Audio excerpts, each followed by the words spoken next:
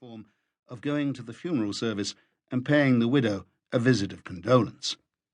The most intimately acquainted with their late colleague were Fyodor Vasilovich and Pyotr Ivanovich. Pyotr Ivanovich had been a comrade of his at the School of Jurisprudence, and considered himself under obligations to Ivan Ilyich. Telling his wife at dinner the news of Ivan Ilyich's death and his reflections as to the possibility of getting her brother transferred into their circuit, Pyotr Ivanovich, without lying down for his usual nap, put on his frock-coat and drove to Ivan Ilyich's. At the entrance before Ivan Ilyich's flat stood a carriage and 2 hired flies. Downstairs in the entry near the hat-stand there was leaning against the wall a coffin lid, with tassels and braiding freshly rubbed up with pipe clay. 2 ladies were taking off their cloaks. One of them he knew, the sister of Ivan Ilyich. The other was a lady he did not know. Pyotr Ivanovich's colleague, Schwartz, was coming down, and from the top stair, seeing who it was coming in, he stopped and winked at him, as though to say, "Ivan Ilyich has made a mess of it. It's a very different matter with you and me."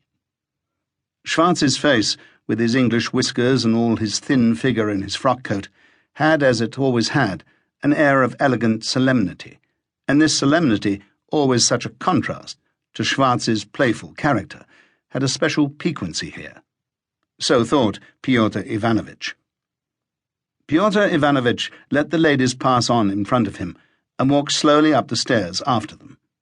Schwartz had not come down, but was waiting at the top. Pyotr Ivanovich knew what for. He wanted obviously to settle with him where their game of bridge was to be that evening. The ladies went up to the widow's room, while Schwartz, with his lips tightly and gravely shut, and amusement in his eyes, with a twitch of his eyebrows, motioned Pyotr Ivanovich to the right, to the room where the dead man was. Pyotr Ivanovich went in, as people always do on such occasions, in uncertainty as to what he would have to do there. One thing he felt sure of, that crossing oneself never comes amiss on such occasions. As to whether it was necessary to bow down while doing so, he did not feel quite sure, and so chose a middle course. On entering the room, he began crossing himself and made a slight sort of bow. So far as the movements of his hands and head permitted him, he glanced while doing so about the room. 2 young men, one a high school boy, nephews probably, were going out of the room crossing themselves. An old lady was standing motionless, and a lady, with her eyebrows queerly lifted, was saying something to her in a whisper. A deacon in a frock-coat, resolute and hearty, was reading something aloud with an expression that precluded all possibility of contradiction. A young peasant who used to wait at table, Gerasim, walking with light footsteps in front of Pyotr Ivanovich, was sprinkling something on the floor. Seeing this, Pyotr Ivanovich was at once aware of the faint odour of the decomposing corpse.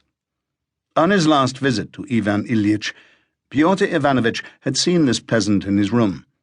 He was performing the duties of a sick nurse, and Ivan Ilyich liked him particularly. Pyotr Ivanovich continued crossing himself and bowing in a direction intermediate between the coffin, the deacon, and the holy pictures on the table in the corner. Then, when this action of making the sign of the cross with his hand seemed to him to have been unduly prolonged, he stood still and began to scrutinize the dead man. The dead man lay, as dead men always do lie, in a peculiarly heavy dead way, his stiffened limbs sunk in the cushions of the coffin, and his head bent back for ever on the pillow and thrust up, as dead men always do, his yellow waxen forehead with bald spots on the sunken temples, and his nose that stood out sharply and, as it were, squeezed on the upper lip.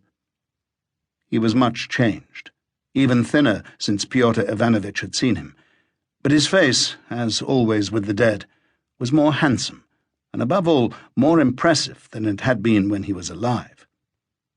On the face was an expression of what had to be done having been done, and rightly done. Besides this, there was too in that expression a reproach or a reminder for the living. This reminder seemed to Pyotr Ivanovich uncalled for, or at least to have nothing to do with him.